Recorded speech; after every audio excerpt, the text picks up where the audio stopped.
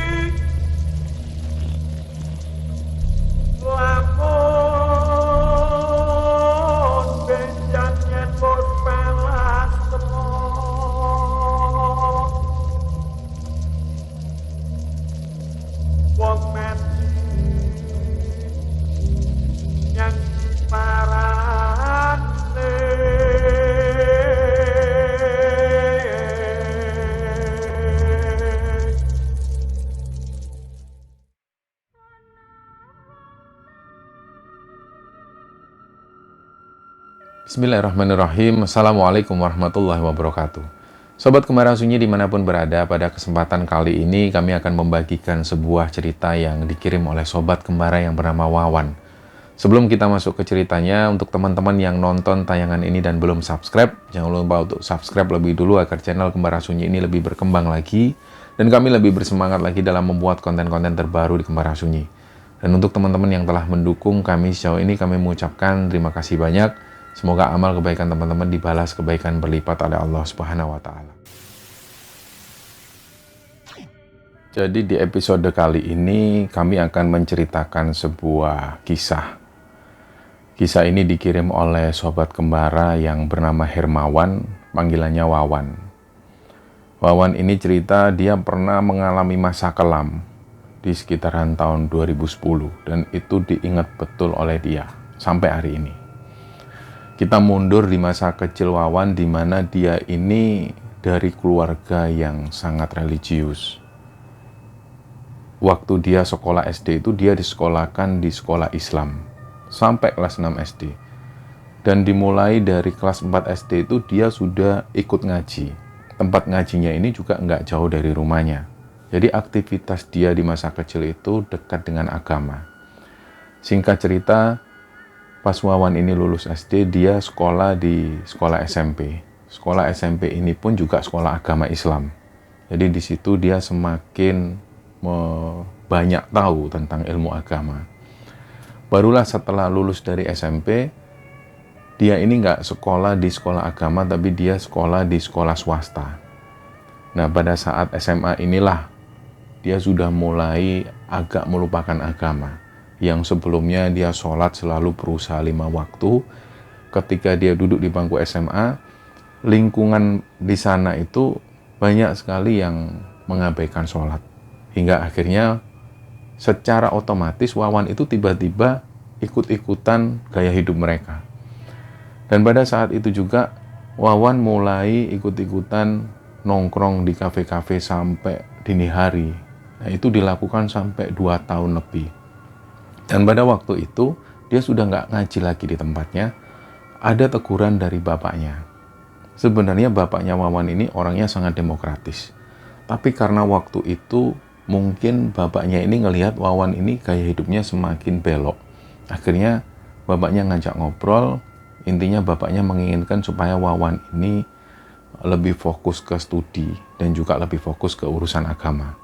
Itulah yang disampaikan oleh bapaknya. Ternyata setelah dapat teguran dari bapaknya, Wawan ini masih melakukan gaya hidup seperti itu. Dia bahkan sering nginep di rumah temannya. Singkat cerita, setelah dia lulus SMA, bapaknya sudah nggak mau tahu lagi. Artinya bapaknya sudah nggak menyarankan seperti dulu. Kalau di masa-masa sekolah dulu, bapaknya masih nyarankan, kamu sekolah di sini aja, kamu sekolah di sini. Tapi pas waktu dia lulus SMA, menuju ke universitas, Wawan ini nggak diarahkan sama sekali oleh bapaknya. Bapaknya membebaskan. Karena waktu itu bapaknya lebih memilih untuk membebaskan Wawan karena beliau merasa Wawan ini sudah susah diatur. Jadi dari situ bisa dikatakan bapaknya sudah mulai frustasi ngurusi kehidupannya Wawan.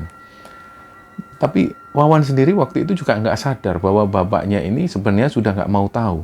Dia tetap menjalani kehidupan yang seperti itu. Dan ketika dia ini daftar di sebuah kampus, lingkungan di sana itu malah semakin membuat Wawan ini nggak pernah pulang. Dia lebih sering tidur di kampus, bahkan dia mulai kenal obat-obatan terlarang. Sampai pada akhirnya Wawan ini berani menjual narkoba. Jadi ceritanya, waktu itu menjelang ujian, uang untuk ujian ini sudah digunakan semua oleh Wawan. Untuk foya-foya, untuk beli minuman keras, narkoba, dan lain sebagainya. Jadi pas waktu mendekati ujian, Wawan ini terancam nggak bisa ikut ujian. Jadi dia harus membayar sejumlah uang. Nah disitulah pertama kalinya Wawan ini coba jualan narkoba. Ada salah satu kenalan Wawan. Dia ini bukan anak kampus. Dia anak jalanan yang dikenal Wawan ketika Wawan membeli narkoba. Nah waktu itu Wawan coba ngobrol tentang hal ini. Dia mengungkapkan keluh kesahnya bahwa waktu itu dia nggak bisa bayar SPP. Dia pengen ikut-ikutan jual narkoba. Ternyata salah satu orang ini yang bandar narkoba ini, dia memberikan kesempatan ke Wawan. Jadi pada saat itu Wawan juga ikut-ikutan jualan narkoba. Nah setelah Wawan mulai jualan narkoba ini, ternyata banyak sekali anak-anak yang kalangan mahasiswa itu yang membeli narkoba di Wawan. Dari situlah dia semakin banyak permintaan dan secara otomatis kuliah Wawan ini terbengkalai. Dia malah lebih fokus jualan narkoba ini. Sampai pada akhirnya di satu titik, di tahun 2010 selain dia jualan narkoba, dia juga menggunakan narkoba itu sendiri. Sampai pada suatu ketika dia ingat betul hari itu hari Sabtu malam minggu. Awalnya mereka ini mabuk-mabukan dari jam 2 siang sampai jam 9 malam. Nah, di sekitar jam 9 malam itu mereka lanjut ke klub malam. Di situ mereka menggunakan obat-obatan sampai jam 2 dini hari. Sepulang dari sana, Wawan ini sudah nggak sadarkan diri. Dia tahu bahwa hari itu dia mabuk berat. Karena dia benar-benar mabuk ini dari siang, ditambah lagi dengan obat-obatan. Nah, jadi pas waktu dia pulang dari klub, mau menuju ke kos-kosannya, dia ini sudah nggak sadarkan diri. Dalam waktu nggak sadarkan diri ini, ternyata belakangan Wawan tahu bahwa dia ini koma. Dia overdosis dan harus koma di rumah sakit sekitar kurang lebih 10 harian. Dalam masa-masa koma inilah, Wawan itu berada di suatu tempat. Yang dia lihat waktu itu, dia ini berada di rumahnya sendiri. Dia bisa melihat dengan jelas rumahnya, sementara di kanan kiri ini ngeblur semua. Dia tahu bahwa di kanan kiri ini ada rumah, tapi rumah-rumah ini ngeblur. Nggak lama kemudian, tiba-tiba keluar dari arah rumah Wawan, ini orang-orang seperti abdi dalam, pakaiannya semua seperti abdi dalam. Mereka pakai blangkon, pakai sorjan, dan pakai batik. Dan mereka semua ini bertelanjang kaki. Nah, si abdi dalam ini bawa singgasana. Dan waktu itu Wawan ngelihat ternyata yang duduk di singgasana ini adalah Wawan sendiri. Jadi dia melihat dirinya sendiri duduk di singgasana itu telanjang bulat. Waktu itu Wawan bingung. Dia ini nggak merasa bahwa itu mimpi. Kalau dibilang itu nyata juga nggak nyata. Jadi yang dirasakan Wawan ketika dia koma, dia seperti itu. Dia melihat dirinya sendiri dipopong dengan singgasana, dia duduk di sana telanjang. Nah, hal itu disaksikan Wawan lama sekali. Sampai-sampai dia ini ngikuti kemana orang-orang ini pergi. Dan yang jadi pertanyaan, kenapa kok ada aku di situ? Kenapa kok aku jadi dua? Diikuti terus, akhirnya mereka semua ini, abdi dalam ini masuk ke dalam sebuah hutan. Hutan ini gelap sekali. Dan di dalam hutan itu ada sebuah danau kecil. Gak lama setelah itu Wawan menyaksikan sendiri, tubuh Wawan yang tadinya diangkut di kursi singgasana itu dilemparkan ke dalam danau. Akhirnya dari situ Wawan kaget. Nah, hal itu dialami Wawan nggak tahu berapa kali. Yang jelas dia mengalami sebuah keanehan-keanehan. Yang belakangan dia tahu bahwa selama dia koma, dia ini mengalami situasi yang seperti itu, yang aneh-aneh. Suatu ketika dia ingat-ingat lagi. Setelah Wawan ini sadar, dia ingat-ingat kejadian yang dialami waktu dia koma itu. Jadi dia ini sempat ketemu kakek buyutnya. Kakek buyutnya ini sudah lama meninggal. Dan di situ dia juga melihat nenek buyutnya. Beliau berdua, kakek dan nenek buyut Wawan ini ada di sebuah rumah. Rumah ini terbuat dari gubuk. Yang pertama kali dilihat oleh Wawan adalah nenek buyutnya. Beliau itu di depan rumah, itu kayak mau jemur nasi yang sudah basi. Nggak lama setelah itu Wawan melihat kakek buyutnya keluar dari rumah. Nah, Wawan ini merasa aneh juga. Kok ada kakek nenek buyut di sini? Padahal beliau berdua ini sudah lama meninggal. Dan beliau meninggal ini pada saat Wawan ini masih kecil. Nah, dia deketin. Diperhatikan lagi secara seksama, ternyata benar. Raut wajahnya itu memang raut wajah kakek dan nenek buyutnya Wawan. Waktu itu Wawan ini menyapa. Mbak kok urip? Wawan ini tanya, Mbak kok masih hidup? Terus kakek buyutnya itu jawab, loh, kue duduk neng kene nggonmu. Kamu bukan tempatmu, bukan di sini. Ayo pergi, diantar sama kakek. Nah, waktu itu Wawan nggak tahu, dan Wawan dalam situasi seperti itu, dia ini kayak anak kecil. Dia pegang tangan dari kakek buyutnya itu, terus dia ini diajak ke suatu tempat, melewati jalan-jalan setapak. Dan anehnya, situasinya itu selalu gelap, selalu malam hari. Terus ketika kakeknya ini gandeng Wawan, dia itu diantar di tepi jalan. Kakeknya ini nunjuk ke satu titik. Di situ ada hutan yang lebat sekali. Nah, hutan ini gelap juga. Wawan disuruh nyebrang, masuk ke arah sana.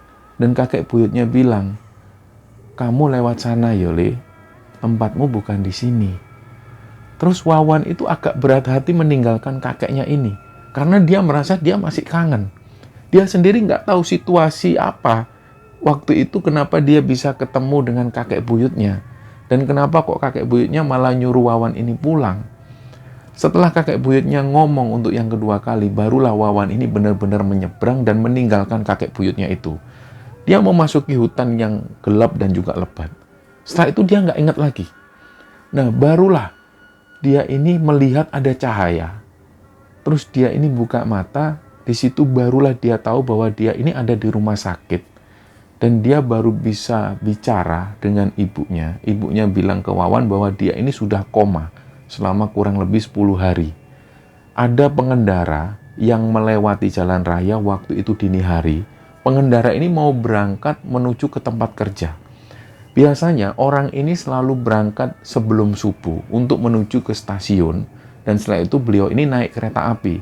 Nah, kebetulan waktu itu beliau melewati jalan raya. Sebelum sampai ke stasiun, beliau ini melihat ada anak yang tergeletak di jalan dengan motornya, dan nggak ada orang lagi di sana.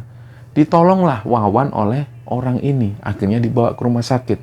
Barulah di situ Wawan sadar, terakhir kalinya dia di klub itu ternyata dia overdosis dan tergeletak di pinggir jalan. Dan pada saat itu Wawan ini ingat, sebenarnya dia ini pulang bersama teman-temannya iring-iringan naik motor. Kalaupun Wawan ini jatuh, harusnya teman-teman ini nolongin semua. Tapi kemana teman-teman? Disitulah Wawan merasa ternyata teman-teman yang selama ini dianggap Wawan itu loyal. Ternyata semua itu di luar harapan Wawan. Teman-teman yang dianggap setia ternyata pada saat Wawan terjatuh di jalan raya, semuanya meninggalkan Wawan. Nah, dia jadi sadar bahwa ternyata selama ini lingkungan dia ini yang salah. Akhirnya beberapa hari setelah itu, setelah Wawan benar-benar pulih, dia pun pulang. Banyak tetangga-tetangga itu yang menyambut Wawan. Dia merasa ternyata tetangga-tetangga ini juga masih menganggap Wawan, masih menghargai Wawan. Meskipun mereka semua ini tahu bahwa Wawan ini adalah anak bandel. Semua orang tahu bahwa Wawan ini pemakai narkoba, tapi mereka masih bisa terima. Nah, beberapa hari Wawan di rumah, dia belum menuju ke kampus. Ada perasaan takut, ada perasaan trauma, jadi dia hanya berdiam diri dalam kamar. Sampai suatu ketika, dia ini pengen ngerokok. Sudah lama banget Wawan ini nggak ngerokok. Waktu itu posisinya dia habis makan, dia pengen ngerokok, tapi dia nggak punya uang. Dan dia ini sungkan mau minta ke orang tuanya. Akhirnya di situ Wawan berpikir keras. Besok harinya, rokok ini belum juga kebeli, dan dia nggak berani minta ke orang tuanya. Dia bingung, mau pinjem temen juga dia mau pinjem siapa. Nah waktu itu Wawan ini bongkar-bongkar, dia mau jual baju dan celananya yang bermerek. Pas waktu dia bongkar-bongkar lemari, dia ini nemu narkoba. Wawan sendiri lupa bahwa dia sempat menyimpan beberapa narkoba di dalam lemari. Tiba-tiba dia punya pikiran mau menjual narkobanya itu. Kalau di total nilainya sekitar hampir 2 jutaan. Dia mulailah telepon ke teman-temannya yang dulu pernah berhubungan dengan Wawan. Singkat cerita, ada salah satu temannya ini yang butuh barang tersebut. Dan dia mau mencarikan pembeli. Wawan pun antusias. Yang ada dalam pikiran Wawan, dia bisa jual barang ini, dia bisa dapat uang, uangnya nanti akan dibelikan sesuatu, dan dia nggak akan lagi berurusan dengan narkoba. Ini yang ada di pikiran Wawan. Singkat cerita, di jam 8 malam, temannya ini mengabarkan ada pembeli yang mau membeli barang Wawan, dia sudah nunggu di belakang pasar. Akhirnya jam 8 malam Wawan berangkat ke sana. Pasar ini bukanya di pagi hari, jadi waktu itu tinggal lapak-lapak yang nggak terpakai. Wawan nunggu di sana, gak lama kemudian datanglah sepeda motor bebek dengan 1 orang pengendara. Di situ Wawan sudah mulai transaksi, uang sudah diserahkan. Ternyata pada saat yang bersamaan, ada beberapa polisi yang menggebek Wawan waktu itu. Dan secara gak langsung Wawan sudah gak bisa melawan. Singkat cerita dia dibawa ke kantor polisi, dia diproses dan akhirnya masuk ke lapas. Setelah putusan sidang itu, akhirnya Wawan masuk ke lapas atau masuk ke penjara itu sekitar 5 tahunan. Dia harus menjalani hukuman itu. Di dalam penjara itu dia merasakan situasi yang luar biasa menakutkan. Bahkan sekalipun bapaknya itu nggak pernah datang menjenguk Wawan. Jadi yang selama ini menjenguk Wawan hanya ibu dan juga kakak perempuannya. Dan selama di penjara itulah Wawan benar-benar menyadari bahwa semua yang dilakukan ini sia-sia. Inilah proses titik balik Wawan di tahun 2010 itu. Dia mengalami semua. Setelah dia mengalami overdosis, dia menjalani proses hukuman di penjara selama 5 tahun. Dan yang paling membuat Wawan itu miris atau merasa hatinya ini sakit ketika menjelang Idul Fitri. Ketika di luar dia mendengar suara takbir berkumandang. Yang Wawan bisa lakukan dia hanya menangis. Dia menahan rasa kangennya dengan keluarganya, terutama bapaknya. Karena sudah lama sekali bapaknya nggak mengunjungi Wawan. Dan itu dilakukan Wawan selama 5 tahun di lapas. Dan selama 5 tahun itu beruntunglah Wawan ini bertemu dengan orang-orang baik. Di sana dia selalu belajar mengaji dan menuju ke masjid. Pada akhirnya singkat cerita setelah 5 tahun Wawan ada di lapas, dia ini bingung. Dia mau kembali ke rumah itu, dia takut. Dia juga bingung mau kemana lagi. Dia nggak ada tujuan. Akhirnya selama beberapa jam dia menunggu, dia memberanikan diri. Setelah dia dapat kabar dari ibunya, dia disuruh pulang. Wawan pun memberanikan diri untuk pulang. Dan pertama kali dia menginjakkan kaki di rumah, dia sungkem kepada bapak dan juga ibunya. Dia mengakui semua kesalahannya. Dia sampai menyesali dan sampai menangis waktu itu. Akhirnya mau nggak mau bapaknya pun memaafkan. Disinilah Wawan itu merenung. Yang dia takutkan apakah tetangga-tetangga di sini ini masih bisa menerima Wawan. Sementara semua orang sudah tahu bahwa Wawan ini sudah pernah masuk penjara. Nah, beberapa hari setelah itu dia masih ada di dalam rumah. Sampai pada suatu ketika bapaknya ini ngomong ke Wawan, "Le, coba kamu ngaji, kamu bantu-bantu masjid. Di masjid itu nggak ada yang adzan, terutama di waktu maghrib sama isya. Kamu berangkat ke sana. Paling tidak ini upayamu untuk kembali ke masyarakat." Nah, Wawan pun menuruti perintah bapaknya. Menjelang maghrib, dia sudah menuju ke masjid. Pas waktu di masjid itu ternyata sudah ada seorang bapak-bapak. Usianya sekitar 55 tahun. Wawan sendiri nggak kenal. Seharusnya Wawan kenal siapa bapak-bapak ini. Karena Wawan kenal dengan semua tetangganya. Tapi bapak-bapak ini dia nggak kenal. Jadi Wawan diem.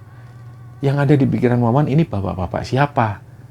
Aku ini datang lebih dulu, ternyata ada yang lebih dulu datang daripada Wawan.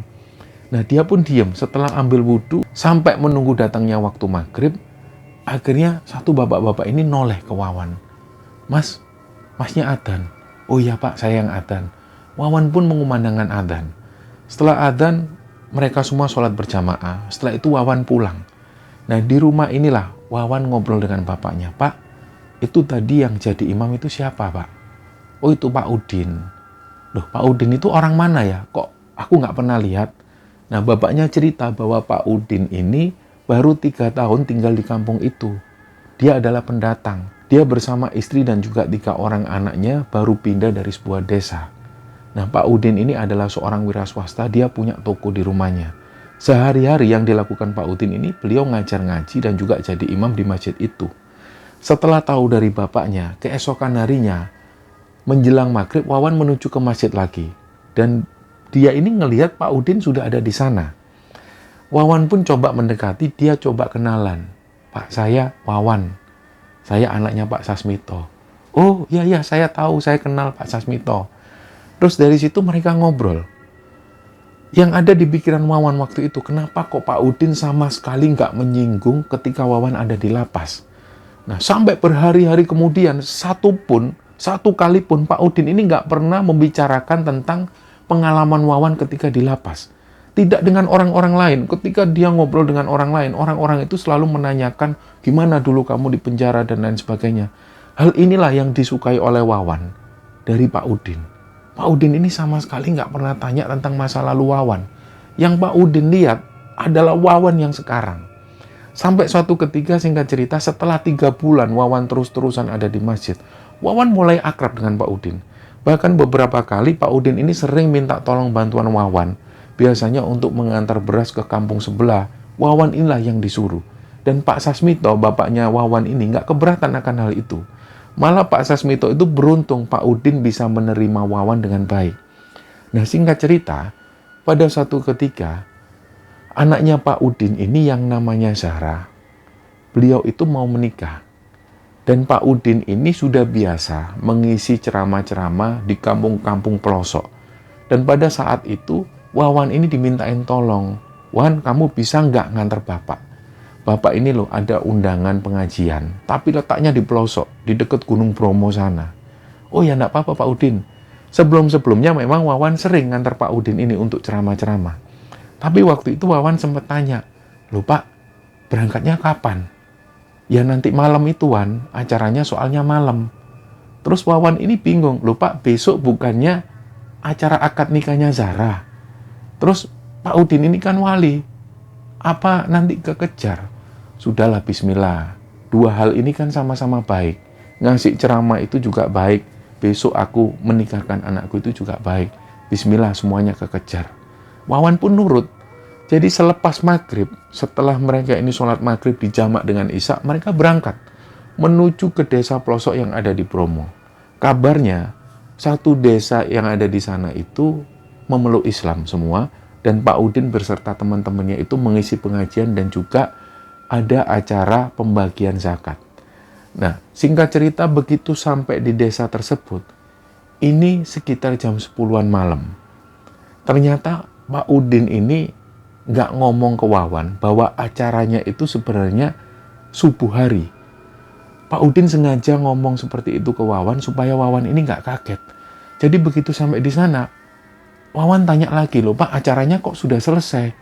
"Iya Wan, maaf ya Wan, acaranya sebenarnya itu nanti habis subuh. Aku itu ngisi ceramah yang habis subuh. Tadi sudah diisi teman-temannya Pak Udin." "Oh gitu ya Pak. Lah nanti kalau pulang kembali ke rumah, apa nututi? Apa kekejar? Kan Bapak nanti jadi wali." "Sudahlah, bismillah." Pak Udin itu selalu ngomong seperti itu. Sedangkan yang ada di pikiran Wawan, ini nggak mungkin. Perjalanan dari desa ini sekitar 3 jam sampai 4 jam. Belum lagi nanti kalau ada macet. Apa kekejar? Sedangkan Pak Udin ini ngisi pengajian sehabis subuh. Paling tidak setelah ngisi pengajian itu sekitar 1 jam setelah subuh. Jadi sekitar jam 6 atau setengah 7 selesainya. Apakah mungkin akad nikah yang akan digelar jam 9 pagi itu akan kekejar? Sedangkan Pak Udin ini adalah walinya. Anaknya sendiri yang nikah. Wawan itu bingung. Sampai semalaman itu Wawan nggak bisa tidur. Dan begitu terdengar suara adzan subuh, barulah Wawan menuju ke masjid. Di situ Pak Udin sudah bersiap-siap. Singkat cerita, setelah sholat subuh ini dilaksanakan, banyak sekali mu'alaf-mu'alaf yang dari desa ini yang datang ke sana. Semuanya mendengar ceramah dari Pak Udin. Singkat cerita, ceramah ini berakhir di sekitar jam 6 lebih 15-an. Wawan ini sudah tergopoh-gopoh. Pak, ayo Pak, kita harus pulang Pak. Ya sebentar Wan, ini tuan rumah nyuruh kita makan dulu. Aduh Pak, nggak kekejar Pak. Wawan ini pun bingung, nggak kekejar ini Pak. Nanti belum lagi ada apa-apa di jalan, ada macet. Sudahlah, ini tuan rumahnya baik, ayo kita makan dulu. Mereka makan. Wawan ini yang waktu itu sambil makan, dia ini sambil gelisah. Apa mungkin kekejar? Gimana ini? Istri Pak Udin ini sudah berulang kali telepon ke HP-nya Pak Udin tapi nggak diangkat. Jadi Wawan ini yang terus ngangkat telepon dari istrinya Pak Udin. Barulah setelah makan-makan selesai itu sekitar jam 6:30 lebih, barulah mereka benar-benar pamit dan Wawan pun mulai mengendarai mobilnya. Di situ Pak Udin bilang ke Wawan, Wan, nggak usah buru-buru. Buru-buru itu sifatnya setan. Sudah tenang aja. Kalau memang Allah berkehendak, kita akan sampai di sana tepat jam 9 pagi. Dalam hati Wawan berpikir, mana mungkin perjalanan 3-4 jam, ini sudah hampir jam 7. Mana mungkin kekejar. Nah ternyata setelah melewati hutan-hutan itu, Wawan ini kaget, ternyata ada macet. Dia sendiri bingung, dia tanya ke orang-orang, Pak ini kenapa Pak? Wanu Mas, ada pohon tumbang Mas. Sudah dari tadi ini sudah habis subuh tadi. Paling sebentar lagi. Nah, Wawan semakin panik, dia bingung. Aduh, ini gimana ini? Akhirnya setelah alat berat ini datang, pohon ini berhasil disingkirkan, itu sekitar jam 8 kurang. Lagi-lagi Pak Udin cuma bilang ke Wawan, sudah Wan, santai aja, nggak usah cepet-cepet. Santai aja, yang penting kamu fokus, baca sholawat terus. Wawan ini sambil baca sholawat, seperti yang diperintahkan oleh Pak Udin. Dia sambil mengendarai mobil itu sambil terus baca sholawat. Tiba-tiba Wawan ini masuk di sebuah kota, dia melihat ada tulisan selamat datang. Dia sendiri kaget waktu itu, loh kok tiba-tiba sudah sampai? Wawan sendiri bingung. Padahal dia itu mengendarai mobil hanya sekitar 60-80 km per jam. Dia sendiri nggak nyangka waktu itu hampir jam 9. Jadi perjalanan hanya sekitar 1 jaman. Nah, Wawan ini terus melajukan motornya sampai dia ini di rumah Pak Udin. Di situ warga sudah rame. Dan ternyata begitu sampai di rumahnya, penghulu ini belum juga datang. Barulah di situ Pak Udin wudhu. Setelah beliau wudhu, beliau itu ngasih nasihat ke Zahra sebentar sebagai calon mempelai perempuan. Setelah itu Pak Udin ini keluar menyambut para tamu. Barulah penghulu itu datang sekitar jam 9 lebih 20 menit. Dan singkat cerita, akad nikah ini pun berjalan dengan lancar dan sukses. Yang menjadi pertanyaan Wawan, kenapa perjalanan ini bisa sesingkat itu? Padahal kalau secara logika, perjalanan ini membutuhkan waktu sekitar 3-4 jam. Nah, setelah kejadian itu, Wawan ini cerita ke bapaknya, ke ibunya, dan juga ke teman-temannya. Banyak dari mereka itu yang nggak percaya. Tapi beberapa dari mereka meyakini bahwa Pak Udin itu punya karomah. Singkat cerita, beberapa bulan setelah itu, Wawan ini masih mengikuti Pak Udin. Kemanapun Pak Udin pergi, Wawan selalu mengantarkan. Suatu saat, Pak Udin ini sempat tanya ke Wawan, dalam sebuah perjalanan keluar kota. Pak Udin tanya, Wan, rencanamu setelah ini kamu ini mau kerja apa? Saya sementara izinkan ikut Bapak aja. Terus Pak Udin cuma bilang, nggak apa-apa, aku cuma tanya aja. Tapi ingat pesanku bahwa rezeki itu dari Allah. Rezeki datang dari arah manapun yang tidak kamu duga. Kamu kerja apapun asalkan halal, yakinlah bahwa rezeki kamu dijamin. Jadi nggak usah takut kamu kerja dimanapun, nggak usah takut. Yang penting kamu kerja halal. Itulah pesan yang diingat terus oleh Wawan dari Pak Udin. Suatu saat setelah Pak Udin ini mengisi sebuah acara ceramah di sebuah desa, Pak Udin ini pulang. Nah waktu itu Wawan juga melihat sendiri, di sebuah desa ada keramaian. Pak Udin bilang, Wan berhenti dulu Wan. Wawan dan Pak Udin turun, mereka ngobrol dengan warga desa. Ternyata yang dilakukan warga desa ini, mereka itu mau melakukan sesuatu yang menurut Wawan ini sangat nggak masuk akal. Warga desa ini mau menyembelih seekor kambing untuk dijadikan tumbal. Mereka percaya bahwa setelah menyembelih kambing ini untuk dijadikan kumbal, hujan akan turun. Jadi inilah cara warga desa untuk meminta hujan. Di situ Pak Udin langsung bilang ke beberapa warga, Pak, eman-eman kambingnya, lebih baik kambingnya dipelihara sampai besar dulu, baru nanti pas waktu Idul Kurban dikorbankan. Sekarang kalau bapak-bapak berniat minta hujan, ayo bareng-bareng ambil wudhu, ayo bareng-bareng kita sholat minta kepada Allah supaya diturunkan hujan. Nah waktu itu nggak semua orang-orang ini mau menuruti perintah dari Pak Udin. Hanya beberapa orang yang mau. Akhirnya beberapa orang ini pun diikuti juga dengan Wawan. Mereka semua ambil wudhu dan mereka sholat di tanah lapang. Pada saat mereka ini mendirikan sholat dipimpin langsung oleh Pak Udin, belum sampai sholat ini selesai, tiba-tiba turun hujan. Hujan ini turun dari gerimis, tiba-tiba menjadi hujan yang sangat deras sekali. Disitulah orang-orang tadi yang gak ikut sholat, mereka semua keluar. Sambil mereka semua ini sujud syukur. Jadi mereka ini menyesali. Ketika tadi Pak Udin ngajak sholat, mereka nggak mau. Ternyata setelah hujan ini turun dengan derasnya, mereka semua bersorak gembira, bahkan dari mereka ini sujud syukur semua. Inilah yang disaksikan oleh Wawan sendiri. Dua karomah yang dimiliki oleh Pak Udin, yang dilihat langsung oleh Wawan pada waktu itu. Nah, beberapa saat setelah itu, Pak Udin ini diminta oleh anaknya Zara, yang waktu itu Zara dan suaminya ini menetap di Palembang. Zara ini menginginkan supaya kedua orang tuanya itu pindah ke Palembang semua. Dan pada akhirnya itulah perpisahan antara Wawan dan Pak Udin. Pak Udin akhirnya pindah ke Palembang dan setelah itu Wawan ini jarang menghubungi Pak Udin.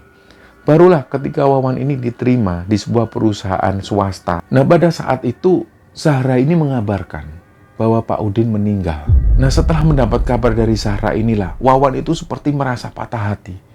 Orang yang benar-benar dikagumi ternyata sudah pergi. Nah setelah itulah Wawan ini mendirikan sholat gaib.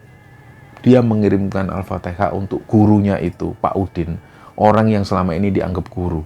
Orang yang selama ini bisa memotivasi Wawan seperti ini. Dan sampai pada akhirnya ketika cerita ini dikirimkan, Wawan bercerita pada suatu siang, dia ini pernah tidur. Dalam tidurnya itu dia pernah bermimpi sosoknya Pak Udin. Waktu itu Pak Udin memakai busana putih-putih dan beliau hanya tersenyum. Bahkan waktu itu Wawan belum sempat ngobrol dengan Pak Udin sudah pergi. Nah hal itulah yang diingat betul oleh Wawan. Mimpi terakhirnya bertemu dengan Pak Udin. Dan sampai hari ini Wawan masih mengharapkan pingin lagi bertemu dengan Pak Udin meskipun itu di mimpi. Nah cerita inilah teman-teman yang dibagikan oleh Wawan kepada Kembara Sunyi. Dan semoga dengan cerita ini kalian semua bisa terhibur dan lebih-lebih kita semua bisa mengambil hikmah dan bisa mengambil pelajaran di dalam cerita ini. Mohon maaf kalau ada salah-salah kata. Wassalamualaikum warahmatullahi wabarakatuh.